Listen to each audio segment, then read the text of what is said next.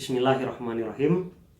Kewajiban yang ke-27, antudima muraqabatallahi tabaraka wa ta'ala wa tadhkural akhirata wa tasta'iddalaha wa taqta'a marahilas suluki ila ridwanillahi bihimmatin wa azimah wa tataqarraba ilaihi subhanahu binawafil ibadah wa min dzalika salatul laili wa siyamu thalathati ayyamin min kulli syahrin alal aqal wal iktsaru min dzikril qalbi wal lisani wa taharrid du'ail ma'suri fi kullil ahwal. Hendaklah engkau senantiasa merasa diawasi oleh Allah Subhanahu wa taala, mengingat akhirat dan bersiap-siap untuk menghadapinya, mengambil jalan pintas untuk menuju keridhaan Allah dengan tekad yang kuat, mendekatkan diri kepadanya dengan ibadah sunnah seperti sholat malam, puasa 3 hari minimal dalam setiap bulan, memperbanyak zikir hati dan lisan, dan berusaha mengamalkan doa yang ma'tsur atau yang diajarkan oleh Rasulullah Shallallahu Alaihi Wasallam pada setiap kesempatan. Qala alaihi salatu wassalam indama sa'alahu Jibrilu liqaulihi fa akhbirni anil ihsan. Qala an ta'budallaha ka'annaka tarahu fa illam takun tarahu fa innahu yaraka. Wa idza kana al muslimu fi ibadatin daimatin fa inna adabahu an yakuna fi muraqabatin daimah. Nabi Shallallahu Alaihi Wasallam ketika ditanya oleh malaikat Jibril, mal ihsan, apakah ihsan? Maka Rasulullah menjawab, al ihsanu an ta'budallaha ka'annaka tarahu. Ihsan adalah engkau beribadah kepada Allah seakan-akan engkau melihatnya. Wa illam takun tarahu fa innahu yaraka. Sekalipun kamu tidak bisa melihatnya, maka sesungguhnya Allah melihat kamu. Nah, wa idza kana al-muslimu fi ibadatin daimah, jika seorang muslim itu berada dalam keadaan ibadah yang terus-menerus, maka fa inna adabahu an yakuna fi muraqabatin daimah, maka adab yang harus dimiliki seorang muslim itu adalah senantiasa merasa diawasi oleh Allah Subhanahu wa taala. Nah, qala Al-Hasan Al-Basri, an-nasu halka illal alimin wal alimuna halka illal amilin wal amiluna halka illal mukhlisin wal mukhlisuna ala khatarin azim. Hasan Al-Basri berkata bahwa semua manusia itu akan binasa kecuali orang yang berilmu, dan orang yang berilmu pun akan binasa kecuali orang yang beramal.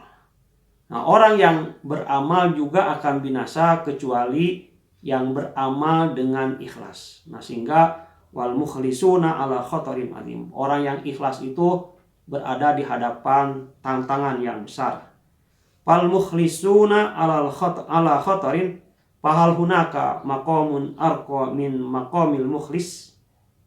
Orang yang ikhlas itu berada di hadapan tantangan yang besar, maka apakah ada kedudukan yang lebih tinggi daripada kedudukan orang yang ikhlas? Nah, ni'ma maqamin al-mukhlis illa ibadaka minhumul mukhlasin. Al-Hijr ayat 40. Nah, apakah ada kedudukan yang lebih tinggi daripada orang yang ikhlas? Nah, sebaik-baiknya kedudukan adalah kedudukan orang yang ikhlas sebagaimana yang dinyatakan oleh Allah Subhanahu wa taala dalam surat Al-Hijr dan surat Al-Hijr ayat 40 dan surat Shad ayat 83, illa ibadaka minhumul mukhlasin. Setan itu akan menggoda manusia dan dia tidak bisa menggoda hamba-hambamu yang ikhlas. Wa ma huwa tariqu ila maqamil mukhlis. Lalu bagaimana cara agar bisa menempuh atau mencapai derajat ikhlas? Qala ta'ala inna akhlasnahum bi khalisatin dzikrad. Surat Shad ayat 46. Sesungguhnya kami telah mensucikan mereka dengan menganugerahkan kepada mereka akhlak yang tinggi, yaitu selalu mengingatkan manusia kepada negeri akhirat. Jadi cara agar bisa ikhlas itu adalah antazkurul akhirata huwa tariqu limaqamil mukhlis walidzalika awsonal imam. Jadi cara untuk mencapai derajat ikhlas itu adalah kita senantiasa mengingat akhirat. Nah, mengingat akhirat adalah cara agar seseorang bisa mencapai derajat mukhlis, yaitu orang yang beramal ikhlas kepada Allah. Dengan demikian, oleh karena itu Ustadz Hasan mengingatkan, mewasiatkan kepada kita untuk senantiasa mengingat akhirat agar kita bisa menjadi orang-orang yang ikhlas. Sebagaimana yang Allah firmankan, ya ayyuhalladzina amanu taqullaha wa tanzur nafsum ma qaddamat liqad. Wahai orang-orang yang beriman, bertakwalah kepada Allah dan hendaklah setiap diri memperhatikan apa yang telah diperbuatnya atau telah dipersiapkannya untuk hari esok, untuk akhirat. Al-Hasyr ayat 18. Wa qala alaihi salatu wassalam, al-kayyisu man dana nafsahu wa amila lima ba'dal maut wal ajizu man ittaba'a nafsuhu hawaha wa tamanna 'ala Allahil amani. Akhrajahul Hakim wa Tirmidzi wa Ibnu Majah wa Ahmad wa Ramaja Suyuti li sihhatihi. Rasulullah Shallallahu alaihi wasallam bersabda, orang yang pandai adalah orang yang menundukkan hawa nafsunya serta beramal untuk kehidupan sesudah kematian. Sedangkan orang yang lemah adalah orang yang dirinya mengikuti hawa nafsunya serta berangan-angan terhadap Allah. Hadis riwayat Ahmad, Tirmidzi, Ibnu Majah, Hakim, dan disahihkan oleh Imam As-Suyuti. Oleh karena itu, di antara adab seorang muslim adalah senantiasa bersiap-siap untuk menghadapi hari akhirat. Selanjutnya, sahabat sekalian, walis suluki ilallahi marahilu dzakarnaha fi kitabina tarbiyatun ruhiyah. Untuk menempuh jalan menuju Allah itu ada beberapa tahapan sebagaimana yang kami sebutkan dalam buku kami, kata Said Hawa, dalam bukunya yang berjudul Tarbiyatun Ruhiyah, pendidikan ruhani. Al-marhalatul ula al-ilmu ma'at taubah. Tahapan yang pertama adalah memiliki ilmu disertai dengan taubah. Wal marhalatus tsaniyah al-mujahadatu bi arkaniha. Tahapan kedua, mujahadah, bersungguh-sungguh dengan semua rukunnya. Wal marhalatus tsalisah tahdzibun nafsi. Tahapan yang ketiga adalah mendidik jiwa, dan tahapan keempat adalah al-fana'u fi mardatillah. Al-fana'u fi mardatillah yaitu siap binasa untuk mencapai ridho Allah Subhanahu wa taala.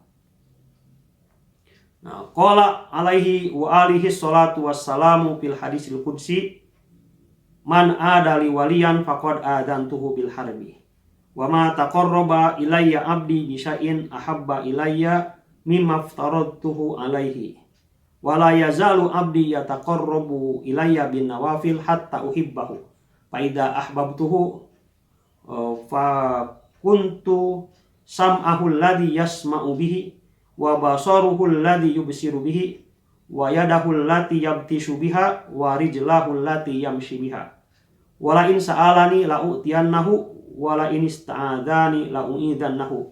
Rawahul Bukhari. Nabi Shallallahu alaihi wasallam bersabda dalam sebuah hadis qudsi, Allah Subhanahu wa taala berfirman, barang siapa yang memusuhi waliku, maka sesungguhnya aku telah mengumumkan perang terhadapnya. Dan tidaklah seorang hamba bertaqarrub atau mendekatkan diri dengan beribadah kepadaku dengan sesuatu yang lebih aku cintai daripada yang telah aku wajibkan kepadanya.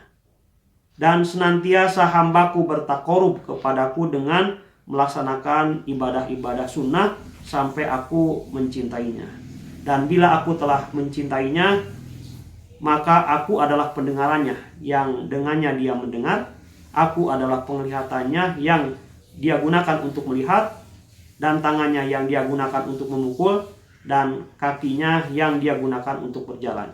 Jika dia meminta kepadaku, niscaya akan aku berikan apa yang dimintanya, dan apabila dia meminta perlindungan kepadaku, pasti akan aku lindungi. Hadis riwayat Bukhari. Fal muslimu muqbilun alal faraidi wan nawafil. Wa min ummahatin nawafil as-sunanur rawatib wal infaqu ghairul wajib wal hajju ghairul mafrud was saumul mandub wa dzikru bi anwa'ihi wa qiraatul qur'ani was salatu ala Rasulillah sallallahu alaihi wasallam. Seorang muslim itu senantiasa bersemangat untuk menunaikan ibadah yang wajib dan juga ibadah yang sunnah. Di antara ibadah-ibadah yang sunnah itu induknya adalah sholat rawatib, kemudian infak yang sunnah, haji yang sunnah, saum sunnah, zikir, membaca Al-Quran, dan memperbanyak sholawat kepada Rasulullah Shallallahu Alaihi Wasallam. Wa min anwa'i dzikri adzikrul qalbi wa qad warada fi dzalika hadisun khairu dzikri al-khafi. Akhrajahu Ahmad wa Ibnu Majah wal Baihaqi wa ramaja Suyuti li sihhatihi. Wa min samma fal muslimu baina dzikraini, dzikrul lisan wa dzikrul qalbi.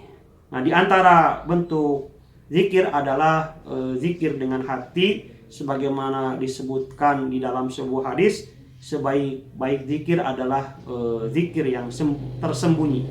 Hadis ini diriwayatkan oleh Imam Ahmad, Ibnu Majah, dan Baihaqi, serta disahihkan oleh Imam As-Suyuti.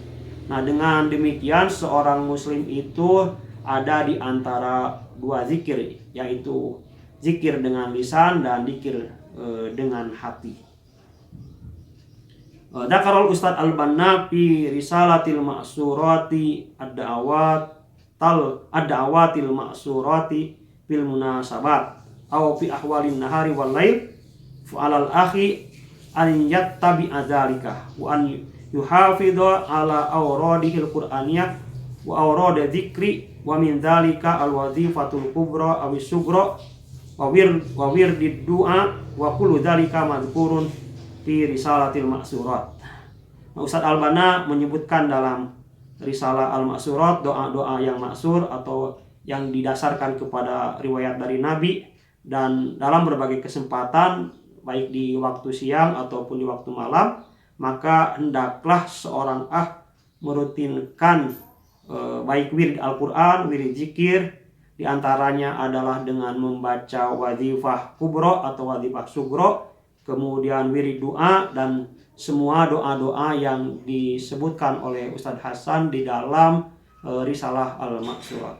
Nah, demikian para sahabat sekalian, kewajiban yang ketujuh, yaitu dengan memperbanyak ibadah kepada Allah, karena kita merasa diawasi oleh Allah Subhanahu wa Ta'ala.